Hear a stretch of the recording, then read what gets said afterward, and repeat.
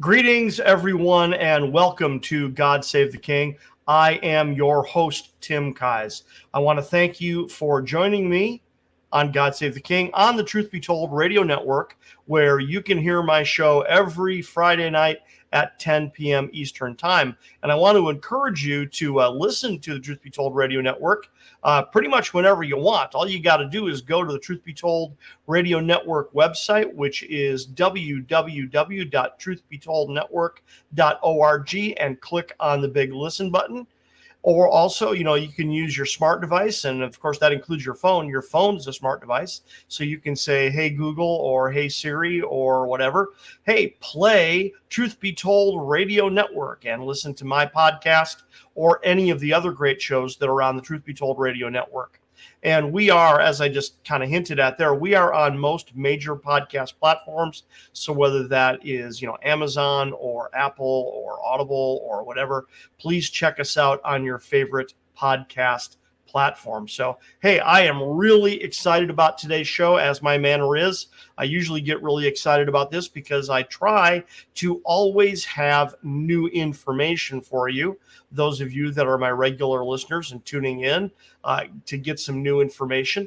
But for those of you that may not have heard my show, what is God Save the King? What is God Save the King all about? I want to try to give you a very brief overview and not get too distracted and go on some big rabbit trail. But God Save the King, very simply, is retelling the nativity story the way it really would have happened. And that is unfortunately because the traditional nativity story that we are so used to hearing every year at quote unquote Christmas time is in fact Christian mythology. It's really not how it went down. And although that may sound offensive, it certainly is not intended to be that way. It's really no different than a large number of historical events that where the tradition kind of takes on a life of its own, but it's not really all that accurate. So, pick a historical person or a historical event. And of course, the examples I use very frequently are, think about the gunfight at the OK Corral and Wyatt Earp, or think about William Wallace and the Battle of Stirling Bridge or the Battle of Falkirk, right? Which are portrayed, in the movie Braveheart made by Mel Gibson. But, historians will poke a lot of fun at Braveheart and say, well, see, historically, it really didn't look quite like that. They weren't wearing kilts yet, for example. So the Scots nobles, of which William Wallace would have been one, he was from a noble family, they wouldn't have dressed like that. They wouldn't have looked like that. See, so these are standard examples that we run into all the time where the myth or the legend kind of takes on a life of its own, and it's not really what the event would have looked like. Well, it shouldn't come to surprise us all that much that the nativity is no different. So the traditional nativity story has taken on a life of its own. You've got Joseph and Mary, traveling from Nazareth to Bethlehem, and it was really hazardous and perilous. Well, that's not really true. And then when they get there, Jesus is born on the very night they arrive. Well, that's not true. The Bible doesn't say that. The Bible explicitly contradicts that.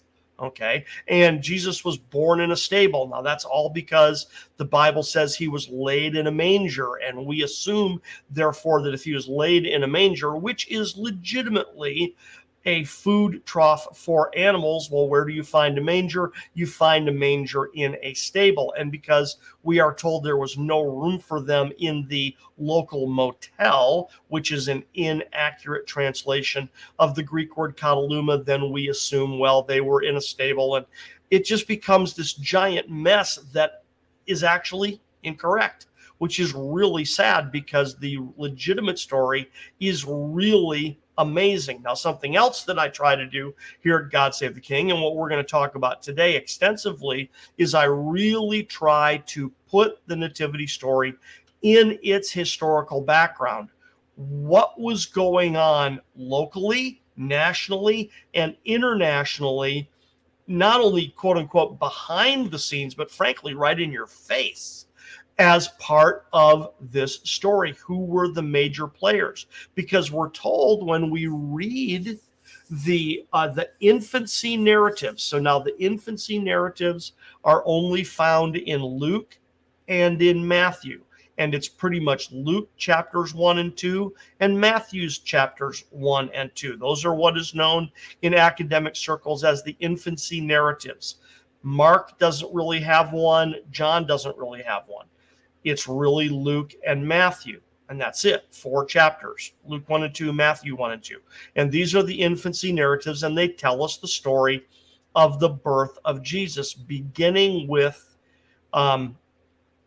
Mary being impregnated by the Holy Spirit, right? Starting with that. Actually, it starts with the infancy narrative really starts with the Zechariah offering incense in the temple, and the whole incident there with him being visited by the angel Gabriel and getting the message that he and his wife Elizabeth, who are of old age and childless, are going to have a son, right? And that, of course, is John the Baptist, the forerunner of the Messiah. And that's important. It plays a big role in the story, and it plays an enormous role in helping us pinpoint precisely when Jesus was born. But these Luke 1 and 2 and Matthew 1 and 2 are the infancy narratives. But in these infancy narratives, we are told that Jesus was born during the reign of Augustus Caesar, and he was born during the reign of Herod the Great. Well, that helps us start to put this in its historical context. Who were these men? And frankly, how does it affect the story? How does it affect the story? And what I want to talk about today, if you're looking at the title here, is this thing called the Acts of Thomas and the House of Suren. And I'll tell you what those are in a minute as I build my case to tell you what those actually are all about. So once again, let's take a little bit of a backup here. Let's back up a couple of steps and get a running start to help you put this in context so you can understand what I'm driving at. So I'll try to be as brief as possible.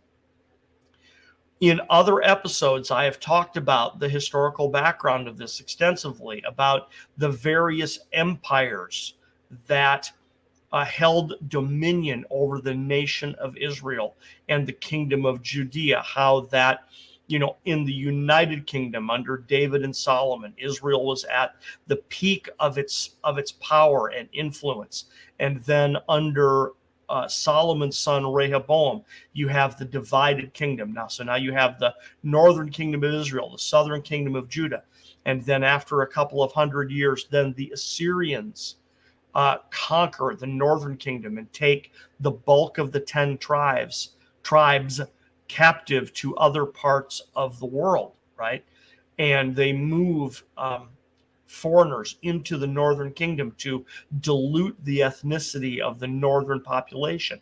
Then 100 years after that, very roughly, is when you have the southern kingdom gets conquered by the Babylonians.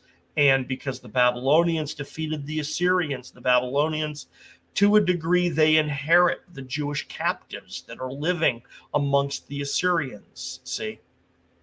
And then the Persians conquer the Babylonians, but the Persians have a different foreign policy than the Babylonians. They allow the Jews to go home and to rebuild their temple. But most of the Jews in captivity in Mesopotamia, they don't go home, they stay there. And that's because they've now got a thriving community in Babylonia, in Mesopotamia. Very interesting. So you've got some Jews who go home and a lot who don't. And then you have the Greeks conquer the Persians, and the Greeks, of course, have a different foreign policy than the Persians.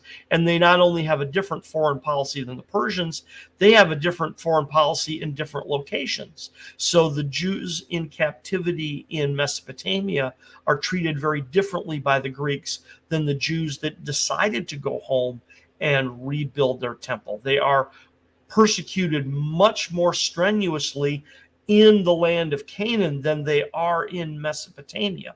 And then that's, it's Alexander the Great that conquers the Persians. And then Alexander dies at a young age, and his kingdom gets divided up amongst initially 5 of his strongest generals. One of them is quickly defeated, so it gets divided up between 4 of his strongest generals. And the 2 that really matter to us are the Ptolemies that take over Egypt. So they have a strong influence on the nation of Israel because you have an extensive Jewish population in the Egyptian city of Alexandria, but that is under the dominion of a Macedonian Greek dynasty called the Ptolemies. So really interesting scenario here that you have a Jewish community in the Egyptian city of Alexandria under Greek dominion, right? And then back in Canaan itself, you've got the Seleucid Empire or Seleucid Empire. This is another Macedonian Greek dynasty that now controls a massive chunk of land all the way from Asia Minor to the Indus River in India. Hence the name Indus, Indian, right? And these 2 Macedonian Greek dynasties have tremendous influence over the land of Canaan. As a matter of fact, they fight over it. So there's part of the time when it's the Ptolemies that are in charge, and then part of the time it is the Seleucids that are in charge of the Jews living in Canaan, and then how they are treated. So it's very interesting. So the Seleucid Empire in particular is enormous, and it's very difficult for them to control all that area. So the Seleucid Empire begins to fracture very quickly, very, very quickly. And one of the major components of that story, and this is the reason I'm bringing it up, is because you have a province of the Seleucid Empire called Parthia that is at the southeast corner of the Caspian Sea. They're one of the earliest provinces to break away from the Seleucid Empire and declare their independence. And that's in the middle of the 3rd century BC. And over the next couple of 100 years, they are going to grow and incrementally spread to the west. Okay, now meanwhile, and this is the reason I bring this up, meanwhile, far to the west, you've got this growing kingdom and then republic and then empire that is based around the city of Rome. The Roman kingdom and then the Roman Republic and then the Roman Empire is growing from the west and moving to the east. Now, what's very interesting is that Rome is encroaching on the Seleucid Empire from west to east. The Parthians are encroaching on the Seleucid Empire from east to west, and eventually Rome and Parthia will meet, and they're aware of each other's existence, but they don't meet up directly until after the Seleucid Empire, completely crumbles and falls apart.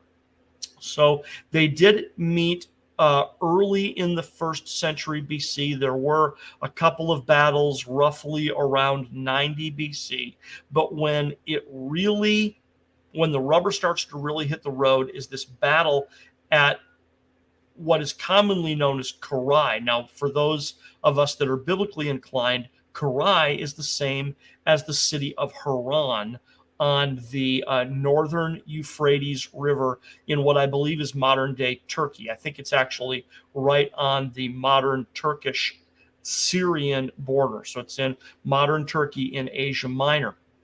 But this is the city of Haran, or the city of Karai is how it's known, because there was a very, very famous battle there where it's not the first time the Romans and the Parthians met, but it was the first really big battle, and the Parthians defeated the Romans, and they really embarrassed them.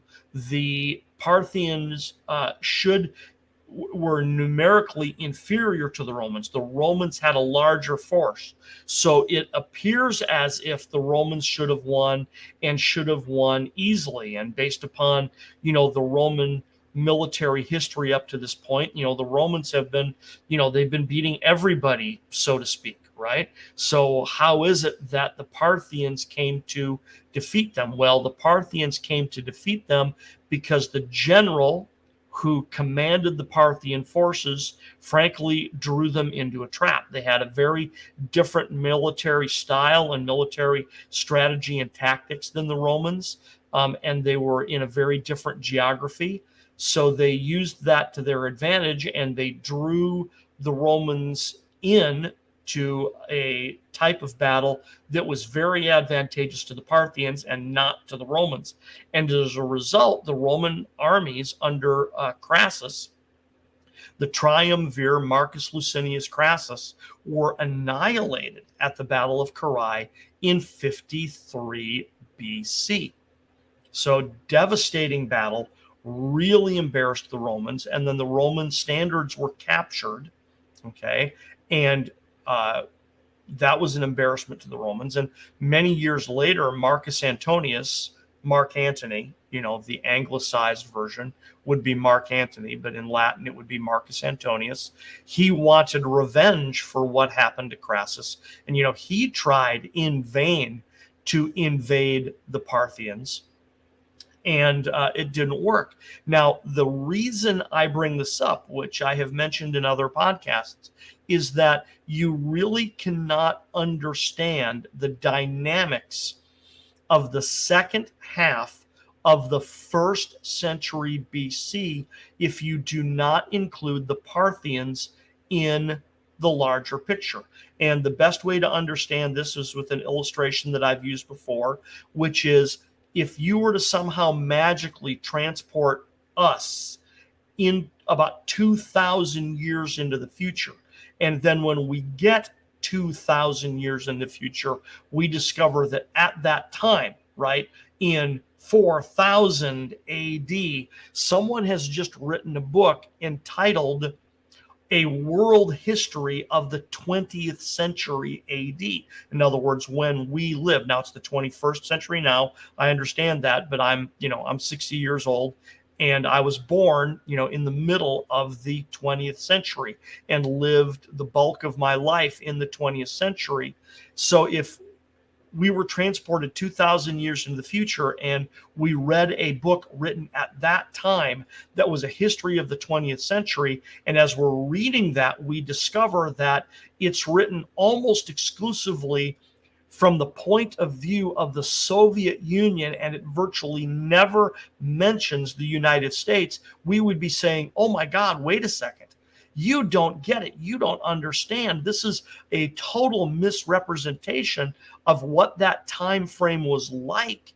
You just don't get it. You're missing half the story. Well, that's the illustration, because most of what we know or have been taught about the second half of the first century BC is from the Roman point of view and doesn't talk about the Parthians hardly at all. And it's extremely important that we correct that, and it helps our understanding, because if you've listened to other episodes of my show, and we're not going to go there today because it's a rabbit trail, there is a whole history of the Civil War that happened only a couple of decades prior to this that actually brought the Romans into the picture. There is a civil war in Judea between two Judean princes that draws the attention of Pompey Magnus and brings him into Judea to make Judea a Roman protectorate, to bring Judea into the Roman Republic as a client kingdom. Well, that's because Rome is one superpower, but then Parthia is the other superpower, and each one of these two Judean princes makes allies out of one of the two superpowers. And this is very important in the backstory to God Save the King, because the Parthians actually invade Judea and take it over for a time, which is how Herod the Great came to power, because he flees to Rome, where they make him, quote unquote, king of the Jews, even though the Romans did not control Judea and therefore technically didn't have it to give. So they had to send Herod back to Judea to reclaim it from the Parthians. Okay, now all of that is context because of this battle at Carrhae in 53 BC, where the Romans are defeated by the Parthians under, here we go, under the leadership of General Suren or Surena. Now that's Suren or Surena. Now he is very important to our understanding of certain things in God Save the King. Okay, this is very, very, very important because we have a few records about this general, and we can glean some really good information about our story from understanding who this man was. Okay, let me see if I can grab his full name here. Come on, where is it? Sorry, guys. All right, here we go. So I'm going to try to pronounce this. I'm not Iranian. I'm not Persian. Let me see if I can pronounce this man's name. So it's Aaron, or which is Eran, which is interesting because that's Iran, Aaron or Iran, Spabod, Rustaham, Suren, Pahlav. Iran, Spabod, Rustaham, Suren, Pahlav. Parthian general who defeats Marcus Licinius Crassus. Now, and so he's usually known as simply Suren, right? Which I'm coming to understand may have been more of a title than a name, possibly, kind of like Caesar, right? Caesar was originally a name, but then over time it became a title. So that may be part of what is in view here. But at any rate, he was a Parthian general who defeated he's the Parthian general that defeated the Romans. Now, the House of Suren, he was from a very prominent noble family that we call the House of Suren. Okay, this is important to our study because the House of Suren was one of 7 noble houses that comprised the House of Megistanes. Now, what is that? If you haven't heard me speak on this before, the Parthians utilized a bicameral government. Now, that doesn't mean 2 camels. Bicameral means they had 2 houses. So very similar to, the House of Lords and the House of Commons in Great Britain, or very similar to the Senate and the House of Representatives in the United States. That's what bicameral means, is that you've got these 2 governmental bodies. So in the Parthian government, the upper house was the royalty.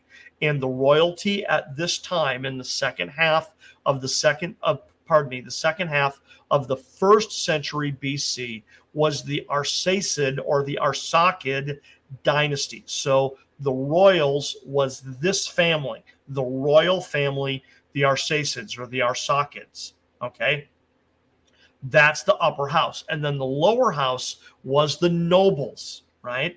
The nobles. And there were 7 noble families. Now, there are 2 of them in particular that we know the names of that existed at this time. It's likely that we know all 7, but the 7 names come from later. So the trick there is establishing if all 7 houses were identical a couple hundred years earlier, or whether there was maybe some shifting, right? Because we can identify the 7 great families of Iran from like the 2nd and 3rd century AD, but this is the 1st century BC. So we're reasonably certain that there were 7 noble families, and that 2 of them we know the names of, and one of them was the family of Suren, or the House of Suren, or Surena, Surena. And what's important about the House of Suren and about these 7 noble houses is that the 7 noble families, they comprised The lower house, okay, so the upper house is the royals, the lower house is the nobles, and the nobles were called the House of Magistrates or the House of Magnates. Okay, same, different version of the same word, magistrate, right? Or magnate, right? Same word, same root. Or what they are called by some of the ancient Greek historians is they're called the House of Megistanes. And then they spell that Megistanes, Megistanes. But so whether it's MAG or MEG doesn't really matter. It's the same root, and we get a bunch of different words from this same root. So we get the word magistrate, we get the word magnate, we get the word magistane, we get the word magi, and we get the word magician, all from this same root, right? So this is the lower house of a bicameral government of the Parthian Empire. This is the Magi. This is who these guys are. Now, they had a dual political and religious purpose. So a lot of them were not only nobles, they were also priests. And if you trace the origin of the priestly line backwards, it takes you all the way back to, it takes you back from the Parthian Empire through the Greek Empire, back to the Persian Empire, back to the Babylonian Empire, back to a kingdom called the Medes that existed as an independent kingdom prior to the Babylonians, who conquered them. And one of the tribes among the Medes was the Magians or the Magians. So initially it appears to have started as an ethnic group, as an ethnic designation. And then that tribe, that ethnic division, became noted as an hereditary priesthood during the Babylonian Empire and then during the Persian Empire. And then they took on a little bit of a different role during the Greek Empire, not so much. I mean, they certainly probably maintained their families wherever it was they lived, but they didn't play the exact same role during the Greek Empire. They tended to be scattered around a little bit. But then back under the Parthians, they regained some of their corporate identity as a corporate body, right, with a dual political and religious role in the Parthian government. So the point here is that the upper house is the royals, the lower house is the nobles. The lower house is called the House of Megistanes or the Magi, right? And they are comprised of 7 noble houses, but they are the ones that pick the king, right? So the Parthians did not practice, this is important, the Parthians did not practice strict hereditary title in the sense that when the king died, that his son would automatically become king. In the Parthian Empire, when the king died, it fell to the House of Megistanes to determine who the next king should be, right? So the question would be, well, should it be the king's son, or maybe it should be the king's brother, or maybe there's a cousin or a nephew or something like this in the mix that determines who the king should be. So the House of Megistanes would consult the genealogies, they would consult the stars, they would do various political and religious activities to determine who the next king would be. And of course, this also includes all kind of political maneuvering and political manipulation and things like that that are significant, right? Because it wasn't always clean. I make the joke all the time, this is like Game of Thrones, and it is like Game of Thrones. This is the original Game of Thrones, right? So, but the point being here is that this man, Iran, Spabod, Rustaham, Suren Pahlav, was a Magi. He would have been a member of the House of Megistanes. This is a Magi, right? And he's also a military general, very significant. And in one of the historical records about this man, we are told about the entourage that he traveled around with as a normal day-to-day affair. And we are told that he traveled with an entourage of up to 10,000. So he had, a baggage train of camels. He had wagons for his wives and concubines and family and things like that. And then he had a military escort of several thousand cavalry, apparently about 1,000 heavy cavalry. And then after that, 4, 5, 6,000 light cavalry, so that his entourage totaled up was about 10,000 people. Okay. So here we have a historical record of what it looked like when the Magi traveled. Okay, so now you know where I'm going with this.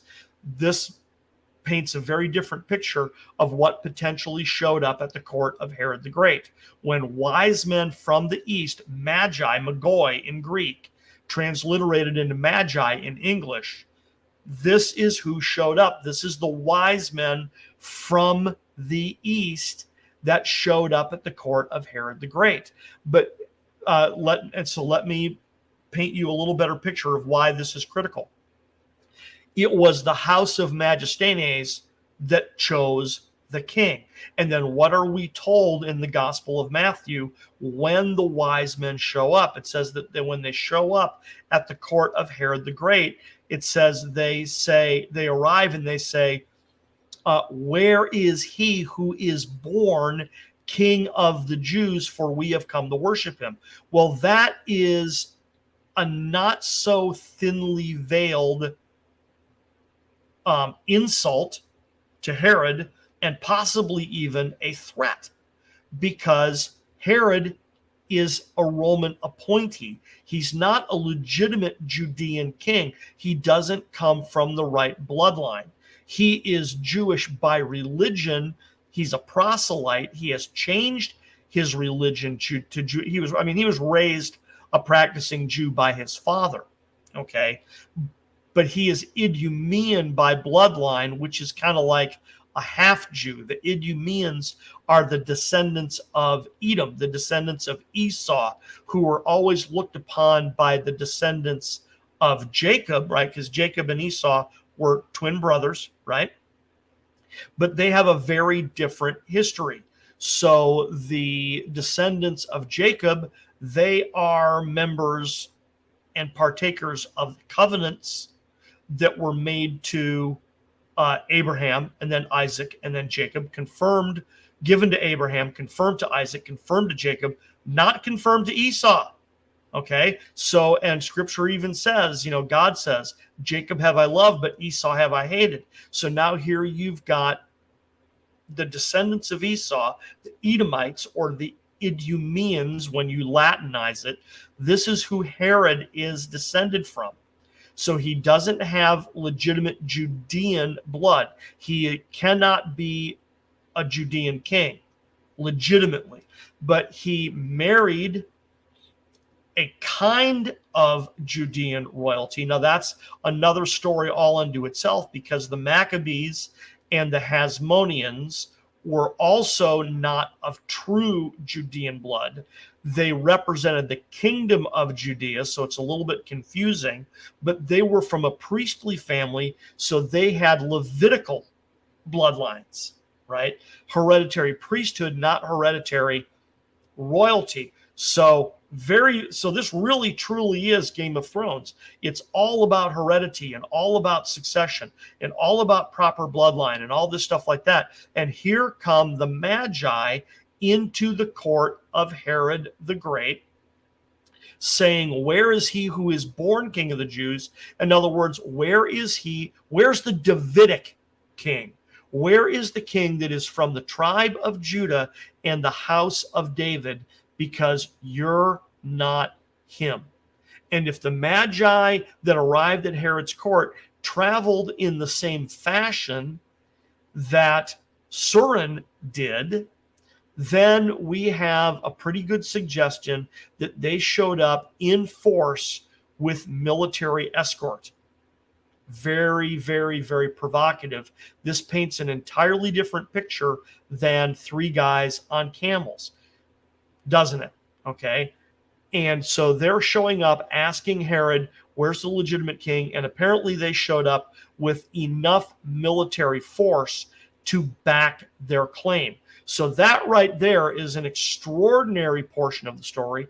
But I want to tell you some additional information that I have discovered that is interrelated, that is extremely provocative. Now, for the past several episodes, I have been speaking at length about how historical investigation, how historical research works, and the fact that historical investigation, by definition, is fragmentary. We don't always have the evidence that we want to have. We have bits and pieces of evidence. So the trick is filling in the blank, and then filling in the blanks with integrity, not just filling in the blank with what you want to see, right? So I am presenting this to you, in the spirit of, I think I make a pretty good case, but you can judge whether you think I'm right or wrong, or whether I'm making it up.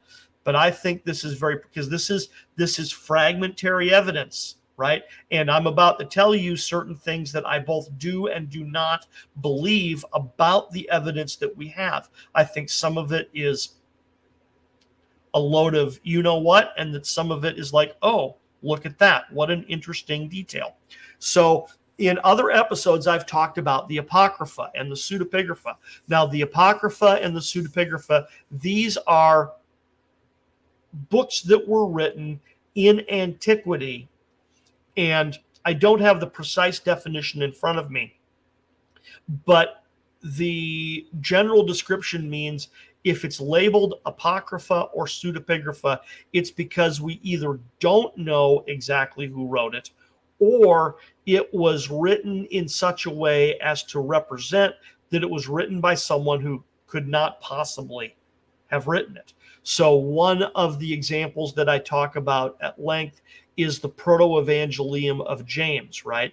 And the James in that title, the Proto-Evangelium of James, at the end of the document, the James that, quote unquote, air quotes there, claims to have written the book, claims to have been James the Lord's brother. Now, we can tell by linguistic analysis that book was written no earlier than about 150 AD, and possibly as late as 250 AD. So it could not possibly have been written by James the Lord's brother. So that right there, and seeing this is, like I said, this is a big, really interesting question when it comes to how does historical research work. Because on one hand, you could look at that fact and say, well, it clearly wasn't written by James, therefore chuck the whole thing, right? This guy's lying about who wrote it. What else is he lying about, right? So on one hand, you could chuck the whole thing. But on the other hand, you could say, okay, well, he's lying about who wrote it, but why is he lying about who wrote it? Okay, ask that question. Because you can look at other examples of Apocrypha and Pseudepigrapha and reach different conclusions. So each one has to be adjudicated on its own merits. You've got to look very strongly at each of these documents and go, okay, is it just a load of bunk from start to finish? Or are there certain details that we can cherry pick out of there that might actually mean something, right? Did the person who wrote it maybe cherry pick some legitimate information and include it in the document, frankly, in the hopes of making it look credible, right? So you can see how this could work, right? Now, I happen to think that the Proto-Evangelium of James is just garbage from start to finish. That there is little to nothing in the Proto-Evangelium of James that we can pull from there. Even the most benign detail is untrustworthy. It is just manufactured, because the Proto-Evangelium of James reputedly tells us about Mary, the mother of Jesus, and her upbringing, where she was born, how she was raised, her parents' names, things like that. And I talk about that in other episodes, that I think that's a load of junk, that it's just not accurate, right? But then in other episodes, I also talk about the Psalms of Solomon. Now, the Psalms of Solomon was a document that was written in the second half of the first century BC, and it is strikingly accurate. So that's really interesting. But clearly, it wasn't written by Solomon. Okay, so you've got that same equation again. Who wrote that whoever wrote it is pretending to be Solomon. All right. And so that throws the integrity into question. And yet at the same time, through literary analysis, we discover that a lot of it is factually accurate. Okay, so that brings me to another apocryphal document. And that apocryphal document is the Acts of Thomas. Right now, the Acts of Thomas was originally written in Aramaic. It was quickly translated into Greek. So we do have extant copies in both Syriac, Aramaic, and Greek. But the fact that it was originally written in Aramaic is helpful, okay, because it helps us pinpoint where it was likely written from. Because that means most likely it was written from Syria, most likely from Edessa in Syria, and most likely written in the early 3rd century. So that means, 210, 220, 230 AD, early 3rd century, written in Syriac/Aramaic from Edessa. And it's about the supposed history of the Apostle Thomas, right? One of the 12. Because the story goes, right? Now, some of this is supported by scripture and a lot of it is not.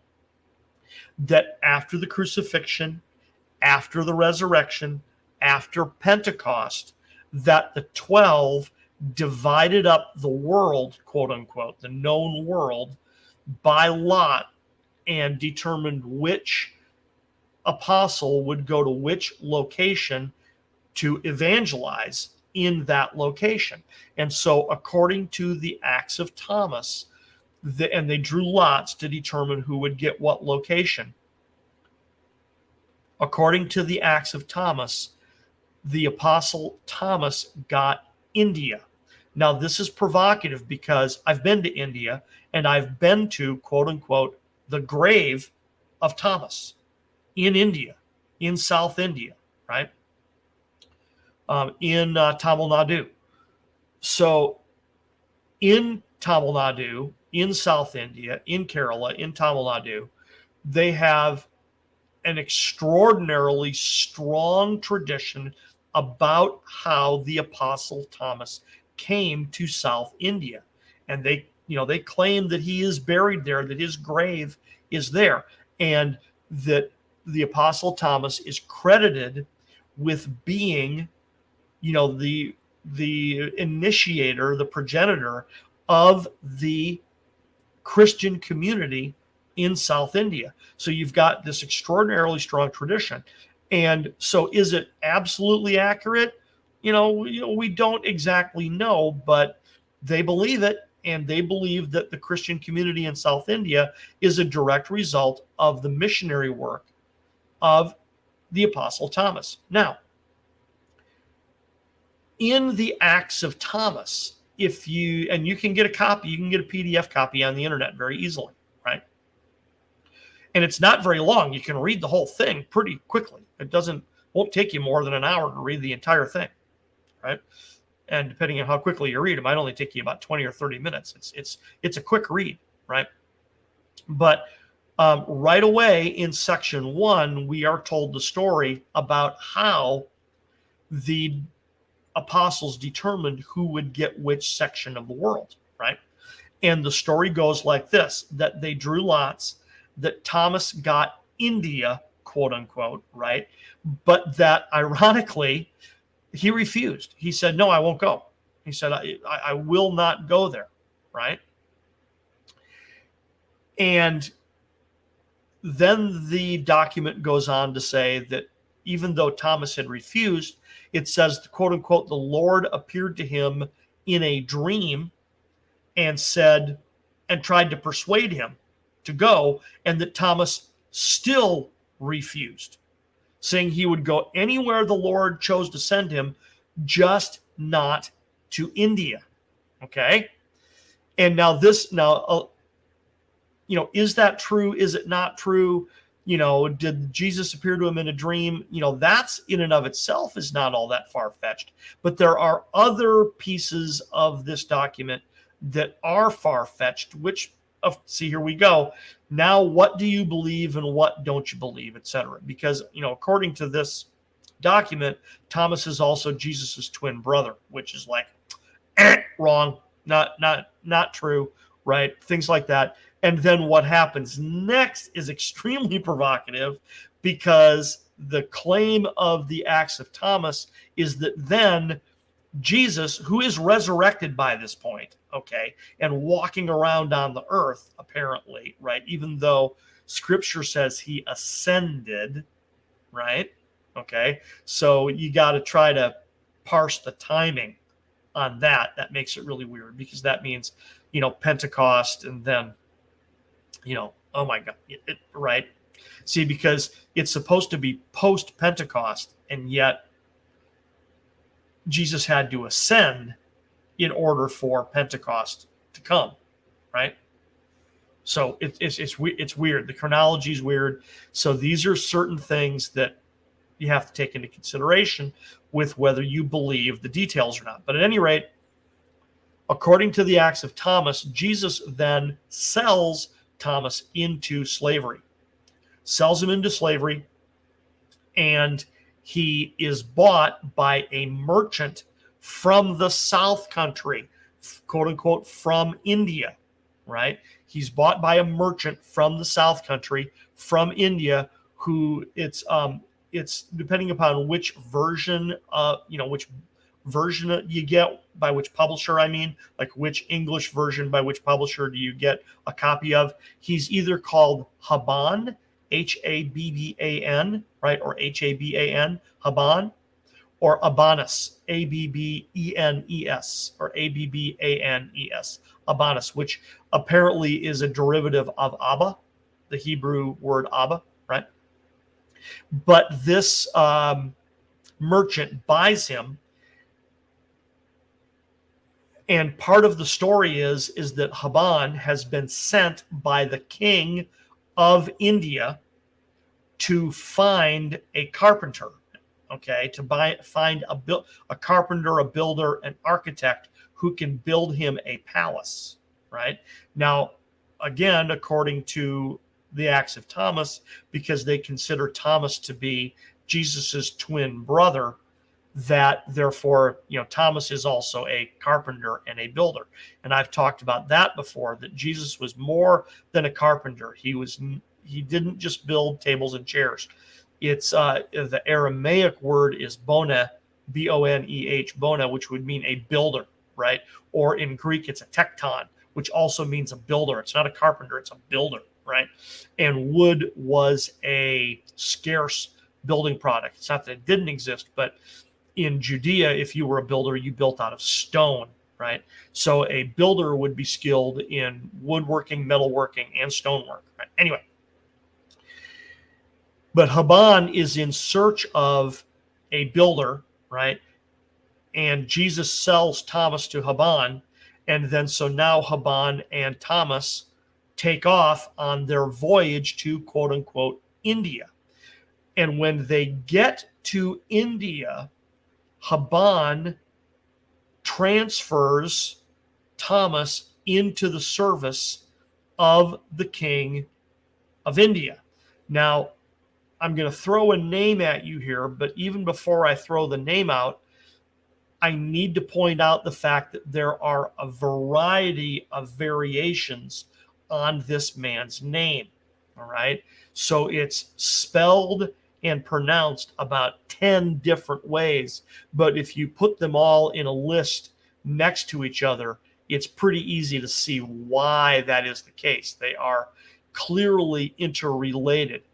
But the name that I am going to throw out at you is Gondophares. spelled Gondopares, Gondopares, Gondopares. And the reason I'm going to stick with that is because in that form, it is clearly a Persian or Iranian name. Clearly a Persian or Iranian name. The variations on that include, let's see if I can find it here, Gundafar, Gundapher, or Gudnafar, right? Sometimes the N and the D get flipped, and Gondafar. And so there's, like I said, there's 6, 8, 10 different variations on this guy's name. But here's what I am driving at. This is very important. Now, I'm going to try to screen share here really quick. Let me see if I can't get this up on the screen quickly here. I've taken a lot of time. See if I can't get this up on the screen. Okay, there we go. So now screen share, boom, boom, boom. Here we go. All right. So now, see, now you can see my cursor if you're watching this on video. If you look over here where my cursor is, I am down over here in the where this is the border of Iran and modern day Pakistan. And then this right here is the border with India. You can see the Indian state of Rajasthan right here. And then, so here's Pakistan, and then here's Afghanistan. Gondophares was king in northern India, not in southern India. He was a king in northern India, and he was king over this area right here. Watch my cursor. So it included some of Afghanistan in and around Kabul. It included some of Pakistan in and around Islamabad and Peshawar and Rawalpindi in that area. Really interesting. In other words, he was king of the area where we eventually found Osama bin Laden, right? He was king of this area here, plus king of Pakistan, and it even included a chunk of southeastern Iran over here, and then part of Punjab and part of Rajasthan, and maybe even Gujarat. I don't know if it included Gujarat or not, but it's this area over here is where Gondophares was king, okay? That's really important because we have determined through historical records that Gondophares was real. He was a real dude.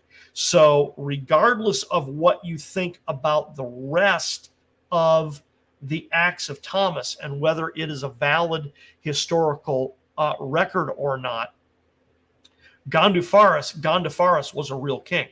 We have found substantiating historical records on monuments in that very area, right? So he is, there's oddly enough, a Buddhist temple in northern Pakistan that has inscriptions that list Gondophares as the king of an Indo-Parthian kingdom. So it was partially Indian, partially Parthian in the early 1st century AD, right? Early 1st century AD, he was king of that region, which, see, and there it is. See, that directly corresponds with the time frame that Thomas potentially would have gone to India. So here's the very provocative part of this. Some of the details are starting to match up here, right? Because if Thomas was sold into slavery right around 30 AD, right around there after the crucifixion, that was the time frame when Gondophares was king of this region. So it's potentially accurate, right? Potentially accurate. But now here's the punchline, and this is why I bring it up. I won't screen share again, but remember how I pointed out how it included the southeast corner of Iran? The southeast corner of Iran is where the House of Suren came from. And according to historians, Gondophares was a member of the House of Suren. And it is Gondophares that over time, his name got mangled into Gaspar, which is one of the traditional names of the quote unquote three kings that visited Herod and then Jesus in Jerusalem and then in Bethlehem. Now, I'm not trying to claim that Gondophares was there, because that is the tradition that developed. There are some people who will try to tell you that Gondophares was there, that Gondophares was one of the three kings that visited Jesus. Now, is that true? We don't know. There's no way we can prove that. Is it possible? Yeah, it's a little bit of a stretch, but is it possible? Certainly. But the more important point is that he is a member of the House of Suren, and the House of Suren is the specific noble house within the House of Megistanes that crowned the king, right? So now when we look at the general Suren who defeated Crassus at Carrhae, and now we look at Gondophares, another member of the House of Suren, who is part of the mythology that he was there in Jerusalem and Bethlehem. Now we have a pretty strong indication. It's not a stretch to claim that some members of the House of Suren were at Jerusalem and at Bethlehem. That makes sense. Once again, we can't absolutely prove it, but it is a very provocative statement that stands to reason. It actually makes a lot of sense that the House of Suren of the House of Megistanes was represented at the court of King Herod and in Bethlehem visiting Jesus. So, ladies and gentlemen, I'm out of time. I've got to end it there. I thank you for joining me on God Save the King on the Truth Be Told Radio Network, where you can hear my show every Friday night at 10 p.m. Eastern Time. God Save the King.